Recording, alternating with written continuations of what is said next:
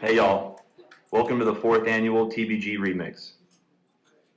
It's time to take your seats and quiet down as we begin our presentations this evening. Tonight we honor the Temple Builders Guild, an incredibly dedicated group of people tasked with bringing and building and cleaning the Burning Man Temple each year. From the beginning where we meet the new artists that year, to the whole pre-build process, to making sure that we have an amazing team of volunteers going out there, to feeding us, to starting building, to opening and giving the temple away to the city, and at the end when it burns, enjoying that ritual, and then beginning cleaning and taking care all the way through LNT. This is an incredible group of people that has helped me grow so much in this community as well. And I'm proud to call myself a member of this family, really. We are really like a tapestry woven through this community, and what makes us even more together is the incredible experience of the Temple Builders Guild. Whether it be the infrastructure, the incredible knowledge base, the kindness, the goal that we all have together, it's really, really incredible. And this evening is all dedicated to that. Whether it's with the temple crew or the many, many other art projects that TBG gets to help with each year, whether it's with tools or a hot meal or just some fun stories. So I'd really like to take this time and say thank you for being here this evening. Next, but certainly not least, please welcome the Executive Director of the Temple Builders Guild, Tree J.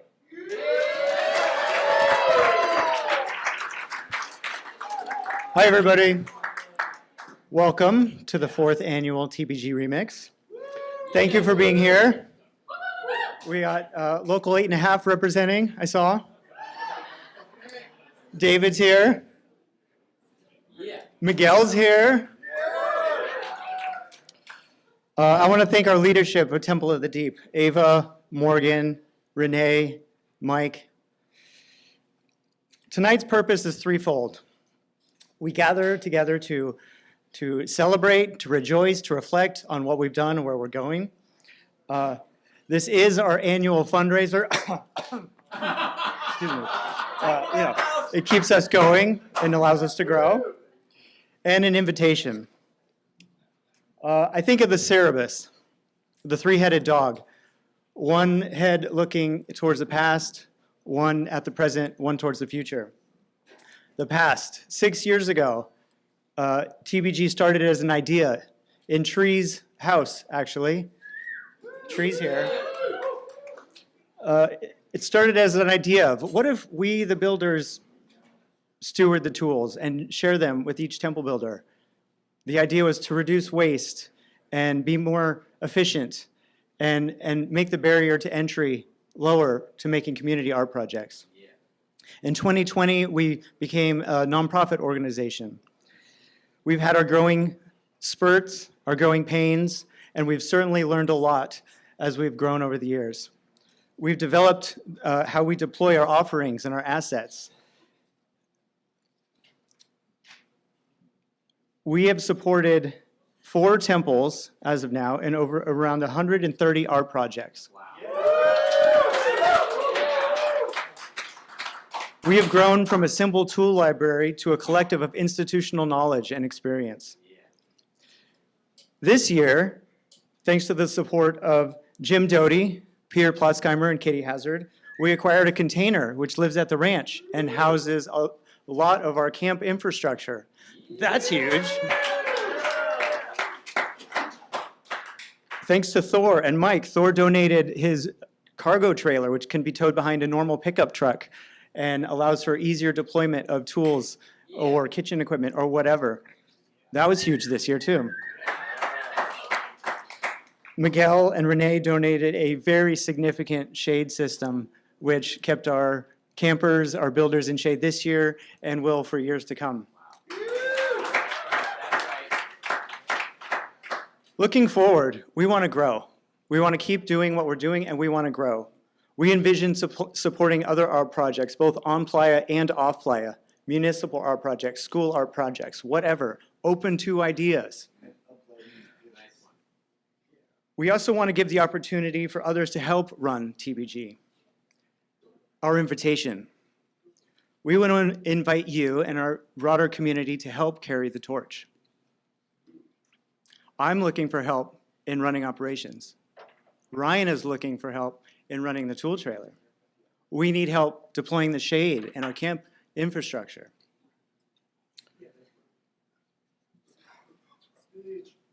We are inviting the next generation of TBG leadership.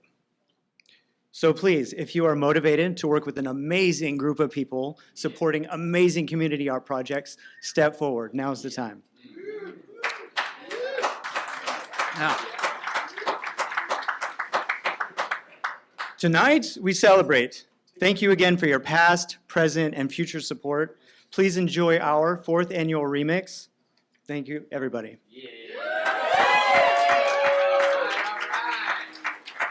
I would like to introduce our MC for tonight, author of the book Art and Fire, a Black Rock City Ranger and gate person, and the treasurer of the Burning Man organization. Also our angel cook, thank you for the food, Jennifer Reiser.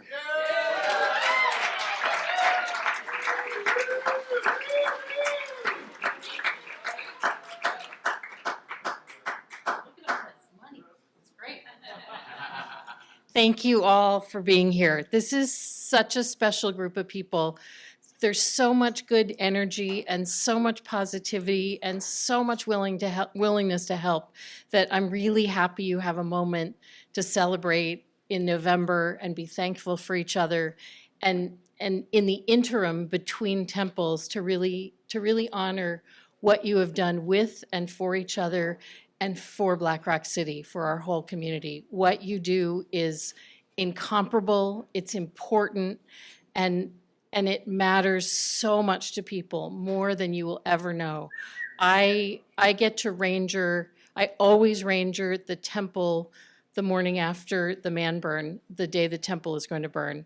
And I specifically sign up for that shift because it's so powerful to see the entire city coming to the temple, groups of people from every walk of life, from every background, from every purpose, to pay their last respects at the temple. And it's an electric moment. And to me, it's kind of the most beautiful moment of Burning Man in many ways, because there's so much gratitude and appreciation and respect. And in many ways, the big party's over, but the meaning is right there. And you all make that happen. So thank you so much for that and for this and for tonight. And we have a great group of people here tonight, both in the audience and some wonderful, very, very special people to speak to you.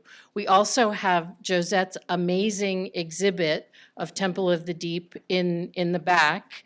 And Josette Seitz is a 3D technology artist in Oakland and core developer of Burnersphere, which is Burning Man's virtual reality platform that allows the global community to explore and revisit past temples. Tonight's installation honors the Temple of the Deep, inviting reflection, gratitude, and connection among all of you who made it happen. So thank you. After the program, Josette will be here, and you can go and go to Black Rock City, past and present, which is pretty cool. And then right now, as our first speaker, we are very fortunate to have Blitzy. And you know Blitzy's work because you couldn't miss it this year. It was just magical. Blitzy was the lead artist behind the Honoraria installations. In 2022, it was Afterlife, and this year it was Afterlife Reincarnate. It was that spectacular glow-in-the-dark, multifaceted, multi-spiritual space that you just drew you in and delighted you every time you walked around it. It felt wonderful and different, and it was such a perfect complement to the temple in many, many ways. There were so many threads of conversation between the two spaces. It was really wonderful. Blitzy works with the Afterlife Artists Collective, and he draws from his Malay Chinese heritage and global travels to create whimsical and immersive works celebrating queer voices and artists of color. He also founded the Ministry of Flow Fire Conclave and has performed in the Inner Circle Fire Ritual for over a decade. We are so lucky to have Blitzy here tonight to speak to you.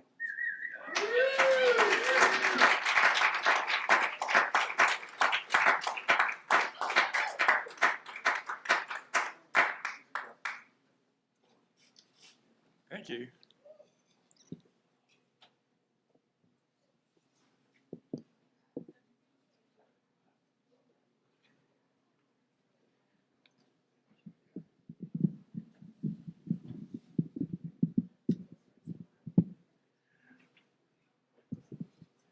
Thanks, everyone. Thanks for having me here. Can we play that back, if you don't mind? Or just, pause for a bit. I'll tell you a story. From the depths of the pandemic and return of the burn in 2022 rose the afterlife. The first iteration of an open-air neon temple. Humbled by how it touched so many and how well it was received, we embarked to bring Afterlife Reincarnate in 2025. After 9 months of design, prototyping, and fabrication, with the help of over 50 volunteers and hundreds of volunteer hours, we are ready to bring Afterlife Reincarnate to the Black Rock Desert. It took 10 days and over 40 crew members to build this large-scale, immersive art piece on playa. The installation measured 150 square feet and soared 35 feet into the skies. Afterlife Reincarnate consists of 40 standalone structures, including gates, pagodas, shrines, light posts, fire-breathing dragons, and the center pyramid temple, all arranged to resemble a Tibetan mandala. It honors our spiritual paths as we enter through the four gates of the universe and journey inwards into our soul center. It is lit by over 220 lights using 1,600 feet of cables and 14 kilowatts of power.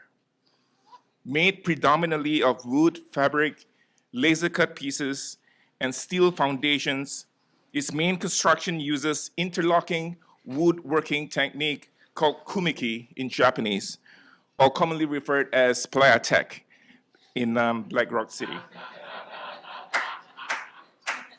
When disassembled, the installation packs flat and compact, with everything fitting into one 28-foot box truck.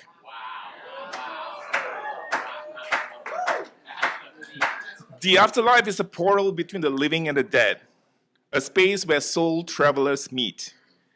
Reminder of our interconnectedness, the installation is linked by a web of prayer flags, 1,800 feet in total.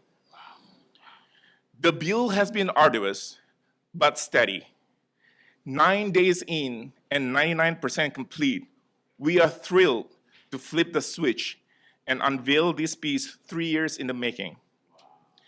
But nothing prepared us for what is to come that Saturday evening before the gates open. Out of nowhere, without warning, a dust storm with 60 miles per hour gusty winds swept through Black Rock City. It was devastating. Pagodas toppled over, and spires once stood tall, snapped and brought to the ground. Flags shredded and pieces to pieces, and so did our hearts and our hopes. It was humbling. Trauma bonding built camaraderie through carnage. Staking and anchoring solutions that worked before didn't hold up to the ferocious winds this year. The soft playa grounds didn't give much grip to the light bolts used to stake the installation. Only pieces with 3-foot earth anchors rigged with wire cables held up. The porous and wind-permeable designs tried and tested before didn't matter this time. The gusts overwhelmed any weather-friendly elements built into the design. Next day, the coming together of human spirit and courage were so profound, it left me speechless and in awe. With determination, we got to work again. These rock stars of the Afterlife crew mustered the strength, resilience, and kinship to press on. In one day, the Afterlife was reincarnated beyond belief. Mother Nature brought more winds and rain the next few days. I have a new sense of respect for her and learned to surrender, letting go by placing a piece of Afterlife at the Temple of the Deep, with hopes that someday she will reincarnate again, perhaps as Temple of the Afterlife.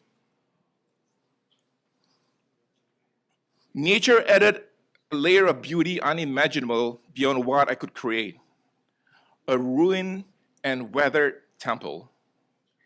Every broken piece, every tilt and tear was imperfectly perfect.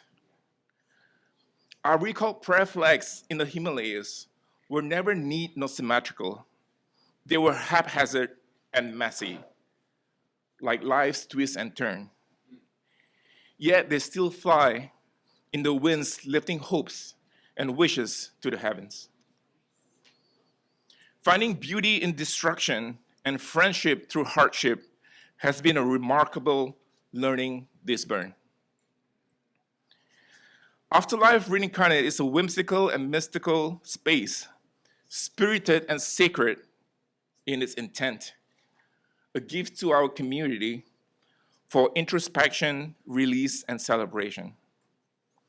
Bold and colorful, it aims to shed a different light on death with black light and glowing beauty. In the end, Afterlife delivered to its promise and more.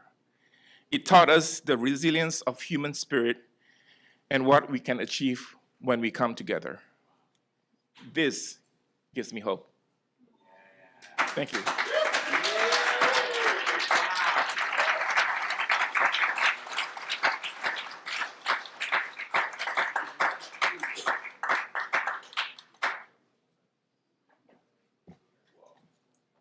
Isn't that beautiful? That's so wonderful. Oh, we're going to wait for the video to finish because we need to appreciate that. It's gorgeous. Okay. Our next speaker is someone who needs very little introduction because so many of you know her from her wonderful work on the Temple and with the Temple Builders Guild. I'd like to introduce Gravity, whose roots with the Temple run very, very deep. She began her journey as a Temple crew member in 2012, working with David Best and team on the Temple of Juneau. Since 2017, she has been at the heart of the Temple Builders Guild kitchen, feeding and supporting the team that brings the temple to life. Now, as a board member of TBG, she continues to hold and nurture the spirit of the community and carry it forward. Welcome, Gravity.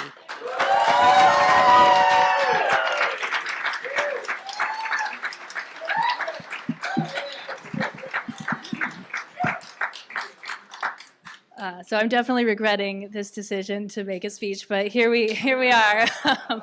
I'm really grateful for my journey with the temple. It's obviously been very impactful on me, and I've also, for the last 7 years, I've been going to school because I want to be a therapist when I grow up. And during that time, I've thought a lot about the temple and kind of like, why do we do this thing? Like, why do we build this crazy thing in the middle of the desert and then pour our, hearts and pain into it and then burn it.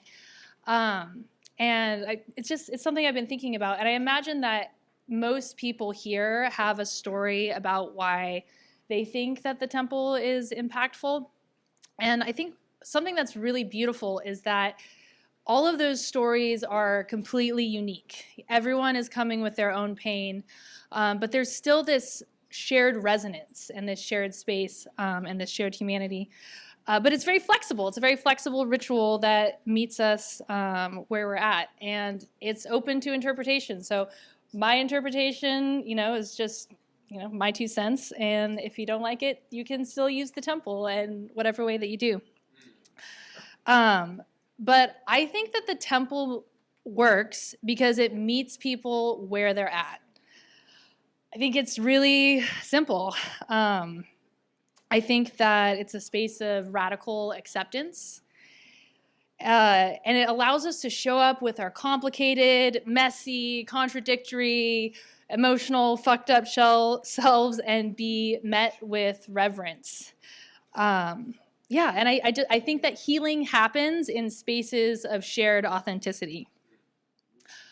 And vulnerability is hard, actually.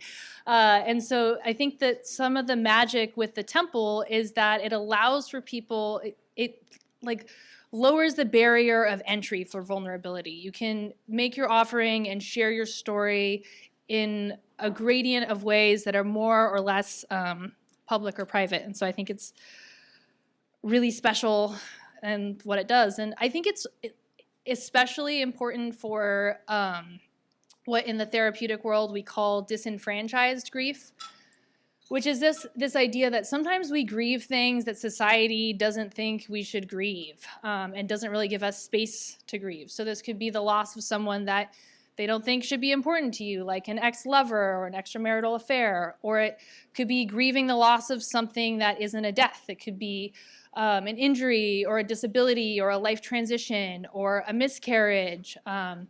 For me, the first loss that I really grieved at the temple was my abortions. And so in 2011, as a young woman, I just had so many complicated and contradictory feelings. I was elated that I had the choice to be able to choose not to be a mother. I was really angry at the man. I was really ashamed. I was also really ashamed of being ashamed because I wanted to be an empowered woman. And it was just very confusing and contradictory. And the temple that year was the first time I felt like I could really start to untangle some of that. And it was a huge motivation for me to join the following year in 2012 for the Temple of Juno. So we have a rule in the kitchen. We have 3 rules, but the rule I'm going to talk about today is no toxic positivity. So thank you, Max. And I think, we all have great intentions, but sometimes someone shows up with their pain and their sorrow, and our instinct is to try and make them feel better, to try and fix it. So we want to help them find the silver lining or see how it isn't so bad, and help them, pick themselves up by their bootstraps. But I think this is actually a really detrimental and damaging thing, and it can actually be really harmful because it doesn't allow people to be present in their pain. It devalidates their feelings. And I think it's motivated by our own avoidance and our own fears. And I just don't think it works very well. And so I think that the temple really works because it allows us to be in this space of pain or complication or anger or grief. And it doesn't ask us to create this tidy narrative. We love the narrative in this culture of I had cancer, but then I beat it, and now I love my cancer because I'm a better person for it. And that's great if that's your story, but I feel like oftentimes people feel like they need to condense and minimize their story, and nuance is important. And sometimes things suck. Sometimes things just suck, And I think it can be really powerful to be together in the suck. And sometimes acknowledging pain, kind of oddly allows it to transform a bit. there's this, it's kind of paradoxical in this sense that sometimes listening without trying to change things allows for it to shift a little bit, sometimes in a way you might not expect it to. Yeah, and I just think it's really beautiful. In the temple, we come together with all of our unique pains, and we bring them in. And pain is so interesting because all of our pain and all of our stories are completely and utterly unique. Nobody knows how we feel, but there's also something really universal in it. And there's something so healing about the shared humanity that we create in sharing our pain with others and creating this shared space where we let people in. Yeah, so I think it's also really beautiful. This is a gift that we can share with each other always. We can always show up for people and just be with each other as they are and not ask it to change. So yeah, I think it's really cool that we do that and we do that for each other. So that's what I have to say. But there's another thing I just want to note is that I think that our healing together as community members is so powerful. Like I want to be a therapist and I want to be in this individual relationship, but what we do as a community to hold each other, I think is so beautiful and so important. So leading on to what TJ was saying earlier about how TBG is asking for help and input, we'd really love to hear from you how you'd like to be involved or what ideas you have to share of how you think we can grow, what you can contribute. And so we're going to have a open forum Zoom on the 14th of December. So we'd love to have you bring your voice and your ideas. And hope to see you all there. And thanks for being here tonight.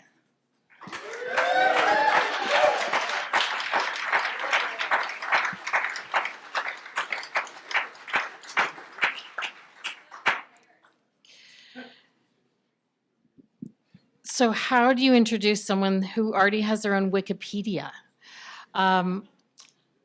Having David Best here tonight is very valuable, obviously, for all of us, and for Burning Man, and especially, I think, for the Temple Builders Guild, because David gave us the temple in a way that has allowed us to share the temple with the world. And his original idea and sensitivity to what was needed in addition to the celebration of Burning the Man is I think one of the most profound things that Burning Man offers people now is really the peace and the solace and the importance of the temple.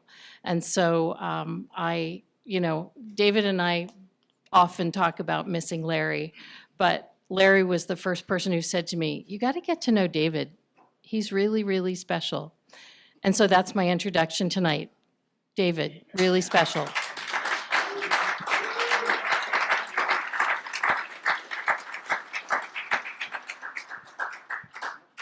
I don't know what a Wikipedia is.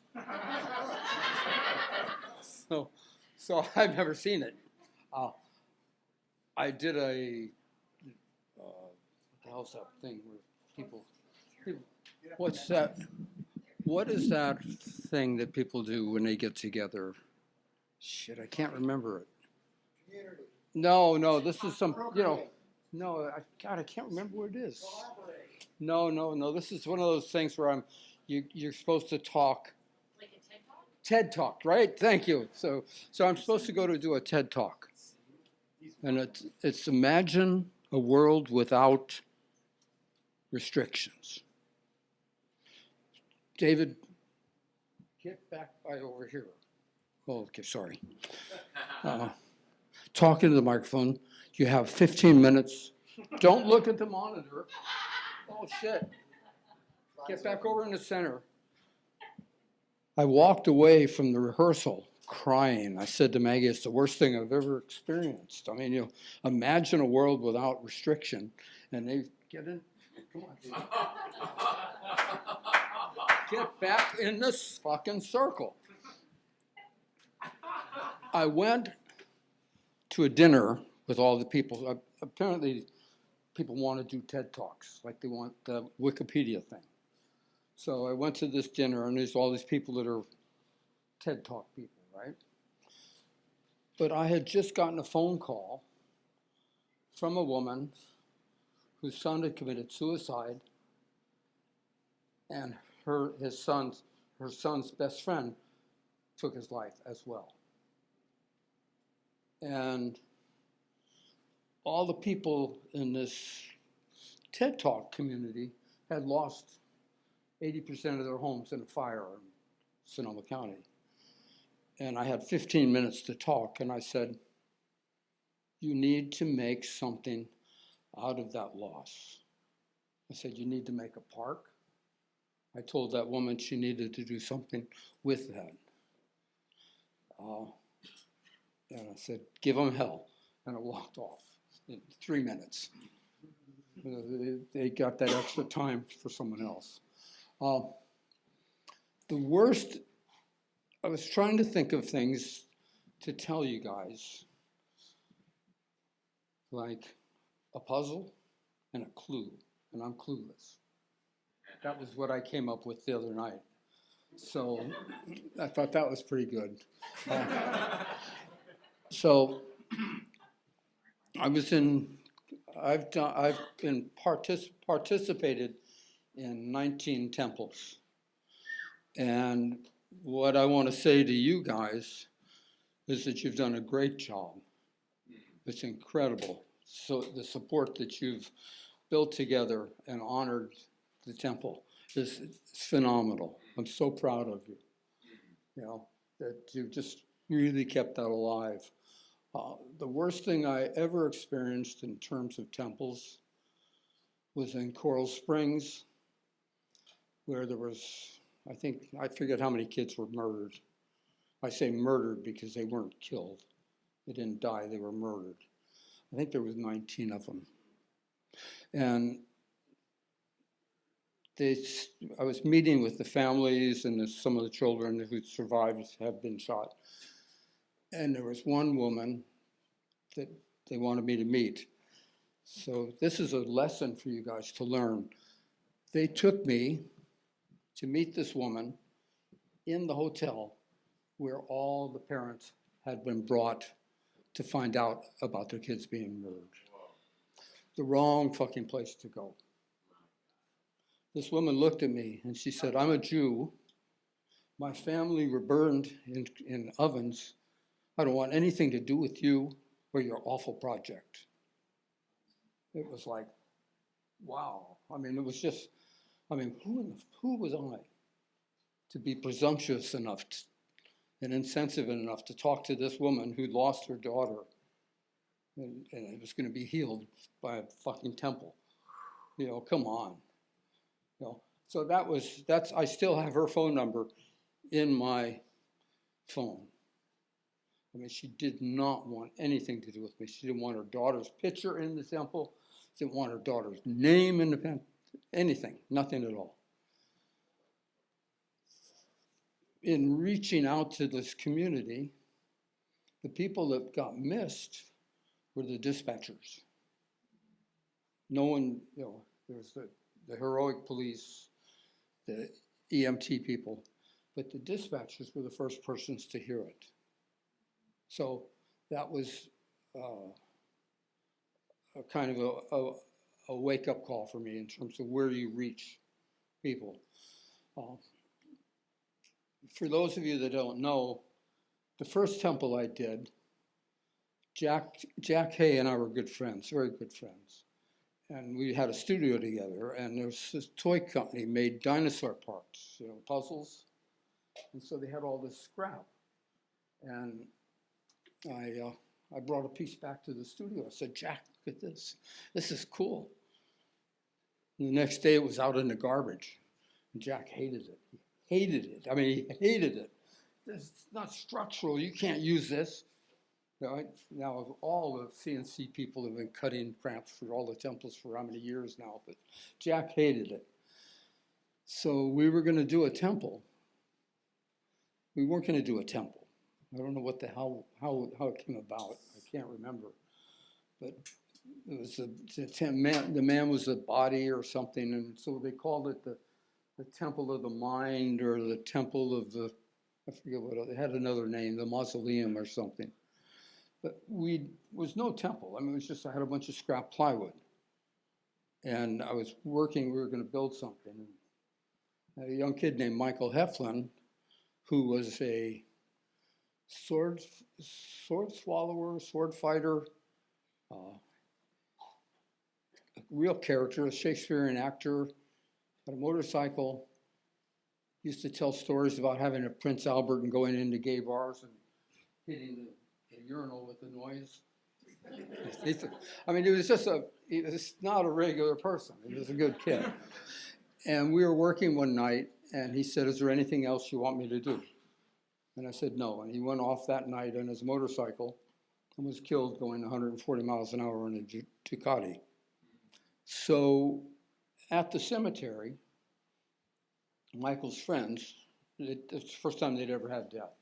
They were young kids. And they said Michael would have wanted us to go to the desert. So we were building this thing. It wasn't a temple, it was just a thing. And we had the scrap plywood.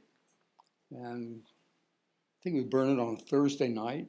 I'm not really sure about the memory of it, but it was not a ritual, or we threw some diesel in it and some fireworks. All the fireworks went in and then came out and shot at everybody else. But we were not real on it. And so Larry asked if I would do a temple the next year. And I thought, what would I make a temple to? What would I do? I'm not a Jew, I'm not a Catholic, I'm not a Buddhist, so what would I dedicate a temple to? And I thought, if you've had somebody that's taken their life, and you have a hard time closing it, and you're guilty or ashamed, or I thought I would make that center of the temple dedicated to that. And I didn't put a sign up. We didn't have things saying, "Oh, this is about suicide." But that year, I think probably 500 people came and put names in the center of it. And maybe 10,000 people came and went into it. And it was called, I think, the Temple of Tears. And I told Larry the next year I wanted to do a comedy club. Well, so we called it the Temple of Joy. And anyway, so that's how all those came about. Some of the fun things, like we never checked if we had a spare. I mean, come on, why are you worried about a spare tire? You're not going to get a flat, right? So we were driving up, and I was with, I forget, Jeff Bernstein, I think his name was. We're driving up and hauling a trailer. And he says, "Hey, that's your tire." And the rear tire off the trailer flew off. So we never checked that kind of stuff. We didn't check lug nuts. We never packed wheel bearings, you know. Jack drove up one of my cars. We never had registration on the cars. You know, we'd get an old junker and glue stuff on it and take it up to the desert. And when we were working on one project, I forget which temple, Larry Harvey came with Lady Bee, and they came into the site where we were working, and I had a big blackboard. And I said, we wrote on the blackboard, "Don't worry, if you don't have a ticket, they don't check."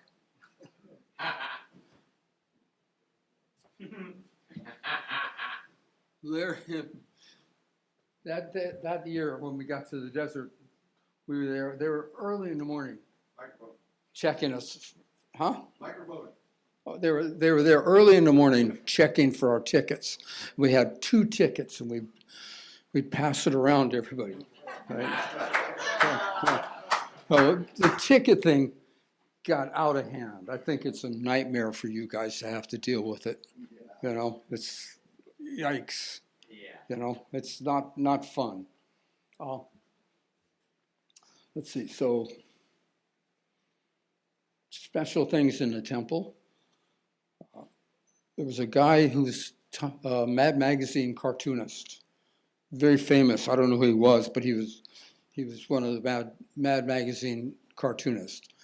And he came out, an older man, and he was working on the temple. And I walked away, and he had gone up on the front of the temple and made, like, I don't know, something, a dragon or something. You know, and I looked at it and I went, oh. And he started crying. And he said, oh, I'm so sorry I wrecked your temple. I didn't mean to go ahead and, you know. And it took me hours. I had to walk around with him and talk to him. And don't worry about it. It's okay. It's all right. But the message, you know, the thing that's so hard about building the temple is it's imperfect. And it has to be imperfect, you know, or else you wouldn't be welcome in it, or I wouldn't be welcome in it. Because it's, you know, we're not perfect people. And when you work with somebody, it's the last thing that man was going to do is make that. You know, he's probably dead. I'm sure he's dead now. You know, what would I do? Take that off? Change it? You know? So it's hard to have an aesthetic and yet be willing to let somebody clumsy manifest what they need to manifest. You know, and you know, don't ever try to make a perfect temple. It's just it's missing the point. You know, it's missing the point. You know, it's making it clumsy, making it awkward, and making it available for everybody. You know, we had one guy that I was buying all our wood from, and I think he had a cocaine habit. I think that's what I was told. So we got up there, and none of the wood arrived. And we're going, and everybody's going, what are we going to do? What are we going to do? Don't forget, stay in the circle, David. God. So anyway, I'll stay on the mic, all right? I'm on the mic. Everybody was going, oh God, we can't do it. We don't have enough material. You can make a temple out of cardboard boxes. If your intention is sacred, whatever you do will work. You don't have to have all the material. You don't have to have all the, you know, it's your intention is what's going to make it. Right? And I've loved working with so many people on the temples. You know, I'm trying to think of failures.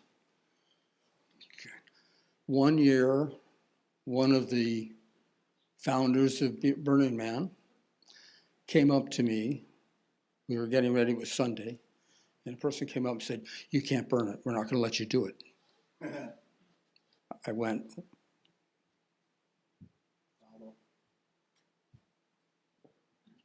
back up there.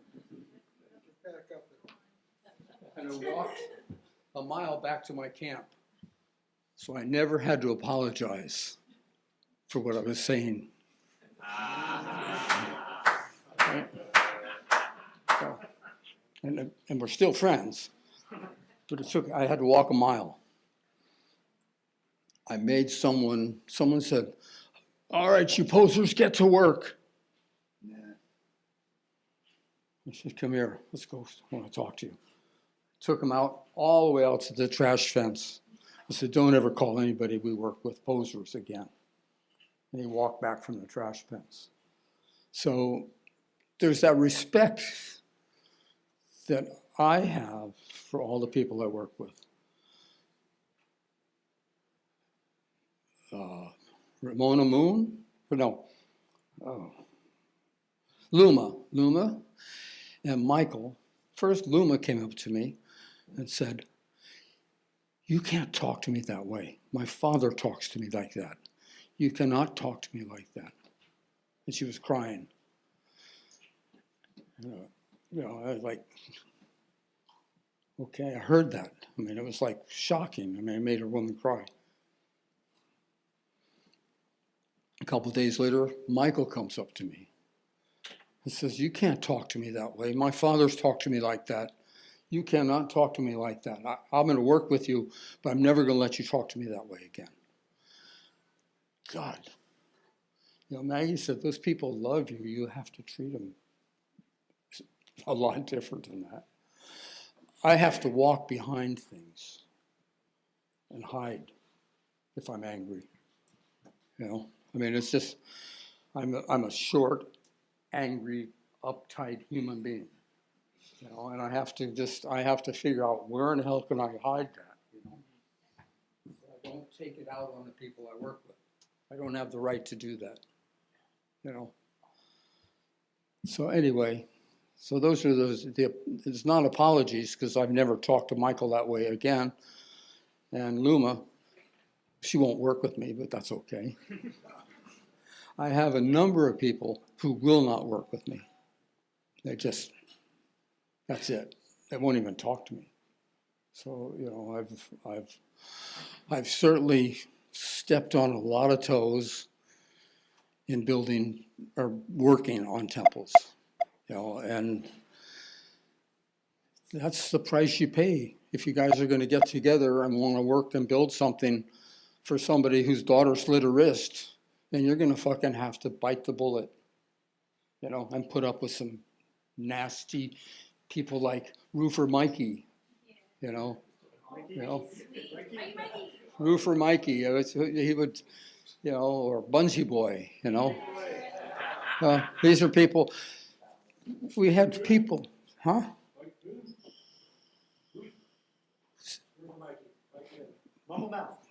Mike Finn. Yeah, Roofer Mike. Mike Finn had a girlfriend who had no arm, lost her arm. And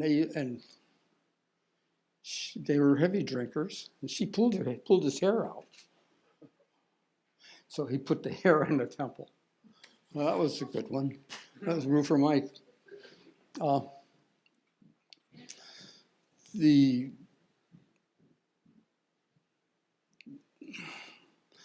level of acceptance and the rule for the temple crew it's flat. It's flat. There's nobody in charge. You know, I'm not in charge. CJ's not in charge. My Roofer Mike's not in charge. If there's something dangerous and that person calls it, that's the boss. It doesn't matter who it is. But you never have a leader, or at least you shouldn't have. It should be a group of people working together who knows the responsibility. You know, it's a real ego trip to build temples. You know, and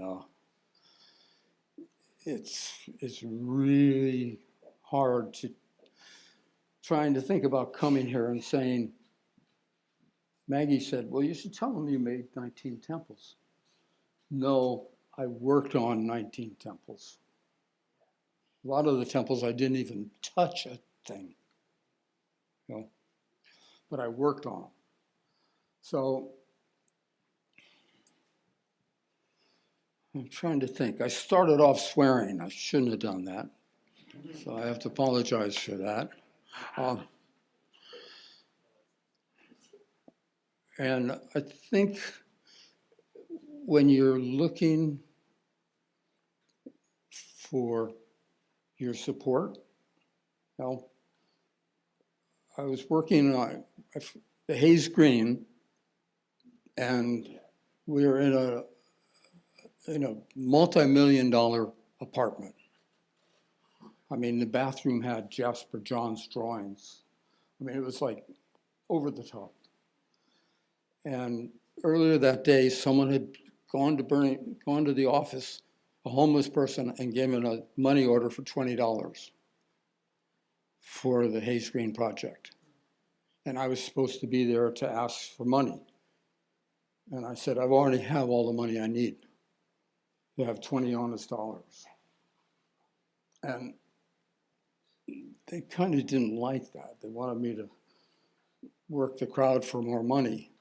But the point is, you know, it's not about the $100,000 donor. It's about the $20 donor, you know, that had to go to get a money order because they didn't have a bank account. So when you guys are looking at that, you know, it's very hard to not be, you know, caught looking at somebody because they have money. You know, on the crew, it's a flat crew.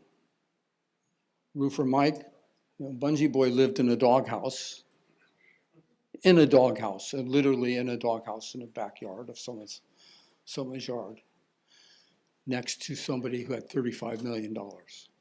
And they all worked together on the team. So try to keep it flat.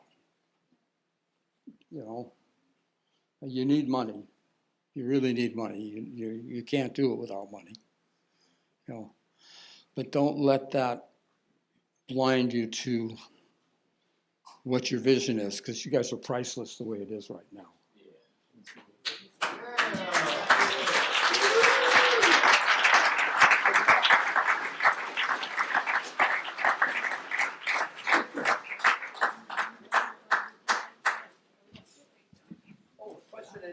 Question and answer.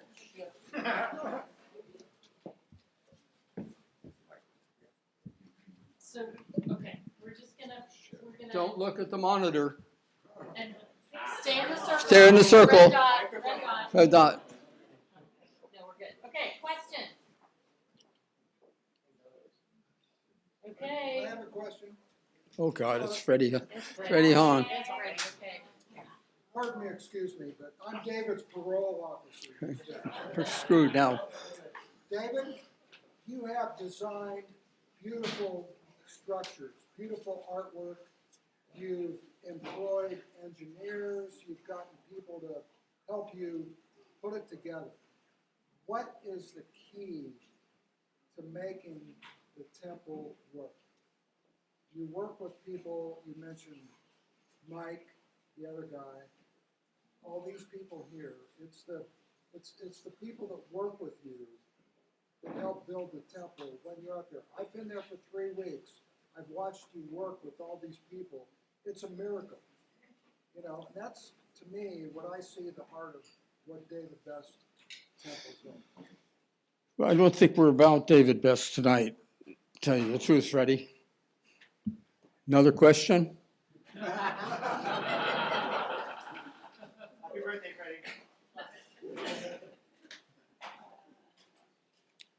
Okay, I gotta say, this is not about you, because I've been on temples where the leadership was so difficult that people were revolting, and I was trying to calm them, saying, "You've never built a temple with David Best before. That's difficult." That's good. That's good. I was about to walk off the stage. It's the people you draw. I'm still here. You know, Gravity and I remember meeting Gravity in 2012. You know, we're doing the woodwork for that temple. And I'm still here, she's still here. The people that you draw. You mean people were mad at me? No, it's your magic, whatever. Yeah. I love it. No, you know, I think it's changed. You know, I was going to come here and talk, and then I said, no, I'm not going to talk, and then I decided to talk. And I had to go through a whole lot of thoughts about what I was offering and what I wanted to give to you guys. I wanted to give you support. I want to very positively give you support and not any negativity whatsoever. You get a builder that's got an ego, and you just kind of roll with it, you know? I mean, it's like the committee that's looking to select a builder tries to question that person. You know, what's your intention? Why are you wanting to build a temple? Who do you work with? You know, are you going to work on it, or are you just going to direct people? We ask those questions. No, I'm going to work on it. They say that, and then they have substance abuse issues and blow it, you know. And to the good grace of the temple crews, they don't walk away. They don't abandon the temple or that person that's having a substance abuse issue. They just plug away. So, you know, you have to, I don't know how to get around that one. I'm trying to avoid, you know, we all screw up, you know, you know, and, you know, you don't expect, you know, I mean, it's like, I always think everybody loves me, and, you know, boy, I tell you, there's a whole load of people that don't, you know, and that's okay, you know, and but I think you as the body, you guys have to be adult enough to handle that bullshit, you know. Whoever gets the temple this next year, you know, they're gonna ego it or not, you know, and you just have to bite the bullet. Another question? Hey, David. Oh, before you even say anything, God damn, man. Wow, just exquisite. Thank you. I mean, you've been an inspiration, really, in all the temples that you built, as a source of what I want to do, and it's aspiring temple leader, builder in the future. You mentioned that a couple of times with ego and all that, and being conscious of doing that. The question I have for you is, like, part of, I think the essence of the temple is very much the soul and the spirit of it. Maybe you can talk a little about where do you find inspiration for that, or is that just a container you build where the rest of the participants, you know, fill that space with that spirit and that soul? You're giving me some good stuff to work with. Yeah. I'm not very mellow. Okay.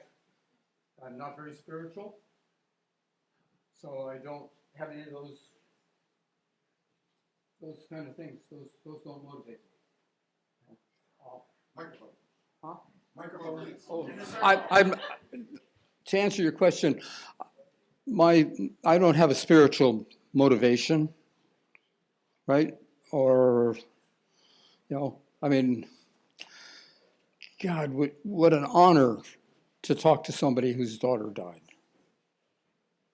You know, that's my motivation. You know, that's you can actually. I'm struggling with the whole temple thing, you know, in terms of offering people forgiveness, you know, and that you're going to get better. I recently was in a project, worked on something where Dave Washer, who lost his daughter, and these people were ringing a bell. God, I'm not going to embarrass Dave, but they were ringing a bell. They were ringing in names of there were 14 daughters that had died. And I said, Dave was out of the country, so I said, Dave Wasser's daughter, Phoebe, tragically fell off a cliff. And I said, Dave's never recovered. I walked outside, and I went, wait a minute, I have to correct that. Dave Wasser has recovered. He's working with young people. So sometimes people do go forward. It takes a hell of a long time. I mean, you can't ask someone to get over the loss of their partner that died of cancer. Who am I to ask someone to get over it, right? So, I don't know if that's more of that question. Is that good enough? Yeah, I'll take whatever. Before you ask the question, this is something, I've tried to share this with the crew. And I was in Ireland, we were building a temple. And I went to a suicide prevention meeting with a guy who was a search and rescue guy who took the bodies out of the river. And he was a young Irish kid. And he went outside, he wanted to go outside and have a smoke. And he went outside and he's having a smoke. And I said, God, what is it that you can get on an airplane and the next thing you know, you're talking to someone and they're telling you about their daughter dying? He said, I don't know. It happens to me all the time too. And it's like, we're animals, we're dogs, And we used to smell each other. And then we started wearing clothes, and then we started wearing perfume, and then we started shaving our armpits, and then we started covering ourselves up and hiding. But if you look close at someone, it's right there, I mean, I was at the desert, and a man came up to me. We were at the temple, and I said, when did your father die? And he said, my father died last week. How did I know? Because he reeked of it. He was waiting. So I've always tried to tell the crew, I'll get your question, but the biggest thing you can do is embarrass yourself. You can look at someone and say, are you okay? Did you lose someone? Fuck you, man. Mind your own business. Okay. I can suffer that embarrassment. I can, take a chance. Take a chance. And you guys know, because you build the temples, you know what all those people are going to come up to you. But out on the street, you can find someone that needs a temple on the street. Can I share a quick story? Yeah, as long as it's not about me. It's hard about you. Use Mike. Yeah, just stay in the circle. Okay, in the circle. Don't look at the monitor. Yeah, 15 minutes. In 2012, the first year I met you in Gravity and we worked together on that temple, I didn't know much about building. I was somewhat handy, but I was taken under the wing of Chunk and Crow, and I learned a lot. Oh, God, Crow, you And guys. A moment for Crow. Oh, God, yeah. And through their teaching me and bringing me under their wing, I learned a lot about carpentry, and now I do that for a living. And there was a moment that year where there was we had the first story framed, and you said, all right, crew, go have fun at the hot springs. And we went out, and we had a great time. I was like, wow, this is really fun. Oh, my God, this is really cool. And we came back, and the structure was collapsed. The vibe that night was, Master timing. whoa. And that night stuck with me.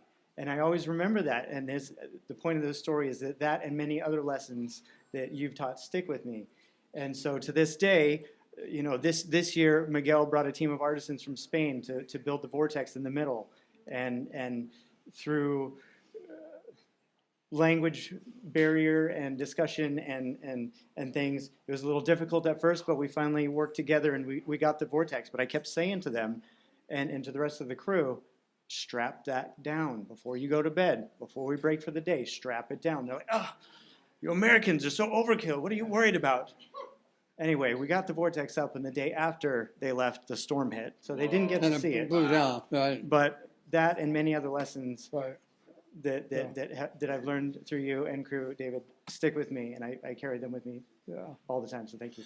Yeah. Strap it down. Strap it down. Yeah. So we had a generator. And so here's the generator. And I forget who was doing it. You might have been part of the gang that was pulling it. But so when your generator stalls, you use starting fluid, right? Huh? You spray a little starting fluid in the carburetor, and I'm standing there and I look, and they got a can of Miracle Whip cheese, and they're spraying it all over the carburetor. They got me. Yeah. Right? You remember that one? That was good. That was good. One of the Burning Man has been asking me to write a how to build a temple thing, right? And one of the things that was on my heart is that I wanted to teach people how to work. Okay, and all over the years of building the temples, so many people have developed skills and gone on to get jobs and get self-esteem and confidence, you know. And again, about the idea of not making a perfect temple, and Burning Man will go crazy if they heard me this. There's no time frame. You don't try to get the temple built on time. You just work and slow it down so that you can teach someone how to do something. Slow it down so you can teach someone how to do something. There's no deadline, you know. I mean, Harley used to say, you don't have to have it done on time. You know, some people wanted me to have it on time. But I mean, we were 3 days late almost always. You know, but I mean, you know, it's more important that the people that are working with you come away with something, right? You know, that they can learn something.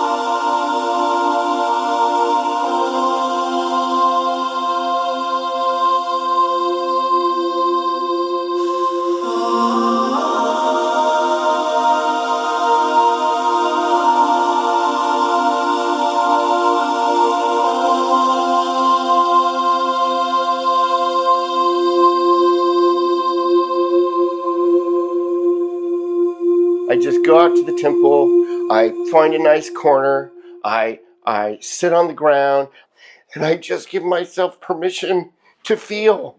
Sometimes it's just a flood. But if there's ever a place in the world that you have permission to feel your feelings, it is there at that temple. My mantra is, the secret to growing old gracefully is learning to let go. It is practice so that when the day comes that I have to let go of everything, I can do it gracefully. And so I practice that at the temple.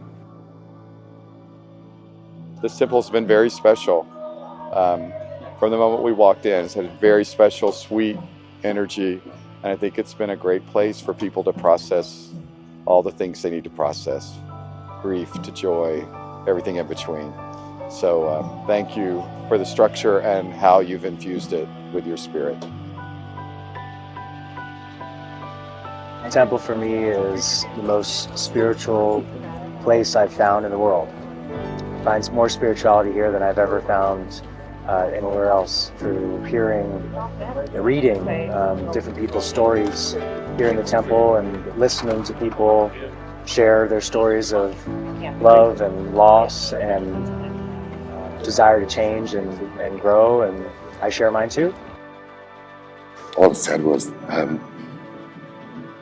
adversity causes some men to break and others to break records.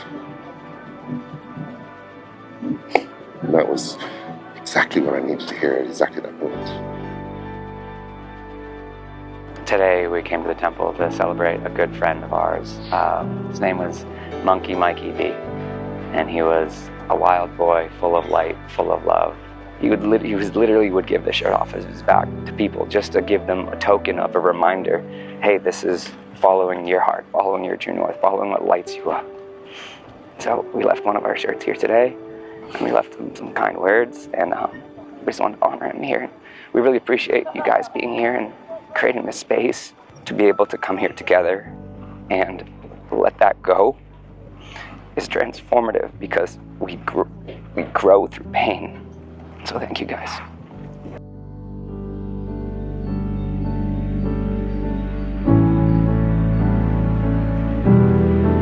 Our work as temple crew does not end with the burn. We get up early to remove all trace, and then we rest to do it again next year. Because many people are counting on us. Many people are counting on us.